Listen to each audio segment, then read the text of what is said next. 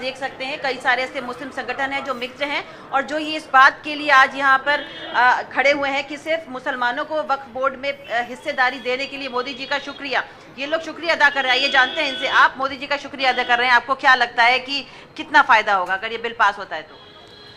देखिए, प्रधानमंत्री नरेंद्र मोदी जी ने मुसलमानों के बारे में सोचा है। सबसे बड़े तो मोदी जी को मुबारकबाद है कि वो हमेशा से ही सोचते हैं। 370 हटाने की बात करते हैं तो मोदी जी करते हैं, 3 तलाक बिल पर अगर बात करते हैं, औरतों को सुरक्षा देते हैं तो मोदी जी करते हैं, और अब जब वक्फ बोर्ड की बात आती है उसमें अमेंडमेंट करके जो इसको पारित करने की बात है वो मोदी जी ने की है।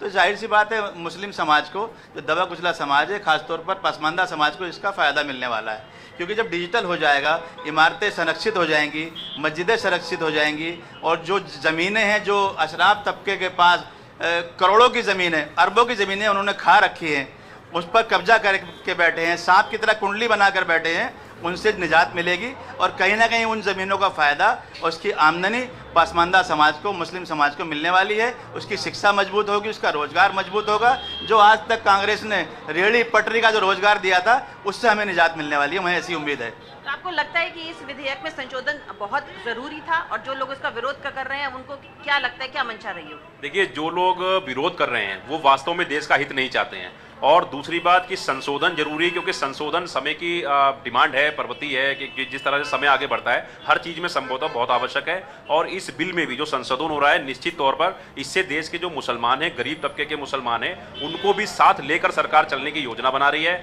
और जिस तरह से हमने देखा है 2013 से, जब से भारतीय जनता पार्टी की सरकार आई है, मोदी जी की सरकार आई है, सबका साथ सबका विकास, तो इस विकास में मुसलमानों को भी बराबर का हक मिला है। हर मुद्दे पर उनके विकास की और उनके उद्धार की ही बात की गई है, चाहे 3 तलाक का मैटर हो या महिलाओं के, हमारी मुस्लिम बहनों का कई भी जो प्रताड़ित की जा रही हैं, ऐसी कई योजनाएं हैं। तो उसमें सरकार ने सबका साथ सबका विकास जो नारा दिया था उसको अगर ये बिल पास हो जाता है तो क्या आपकी आगे की योजनाएं हैं?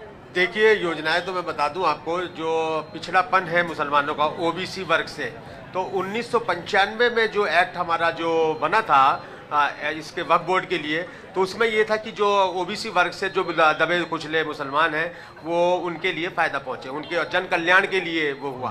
तो उसके बाद में देखने को ये मिला कि मुसलमान तब से अब तक और पिछड़ा रहा। तो अब जो वक्फ बोर्ड की बारी आई है, अब जो मोदी जी आज बिल पेश हो रहा है, तो मैं दुआ करता हूं कि ये हो जाए, ये मुसलमानों के लिए बहुत फायदेमंद है। तो बिना वक्फ बोर्ड बिल पास हुए ही मुसलमान आज तरक्की कर रहा है, क्योंकि मोदी जी हमारे जो है पूरे भारत देश के सभी वर्गों की बात करते हैं, 140 करोड़ जनता की बात करते हैं। ये अच्छी बात है, इन्होंने कहा है कि मोदी जी के संरक्षण में अगर मुसलमान अभी से तरक्की कर रहा है, अगर बिल पास होता है तो और ज्यादा तरक्की करेगा। इसके बाद इन लोगों ने लड्डू वगैरह बांटने का भी कार्यक्रम रखा हुआ है। कई बड़ी बात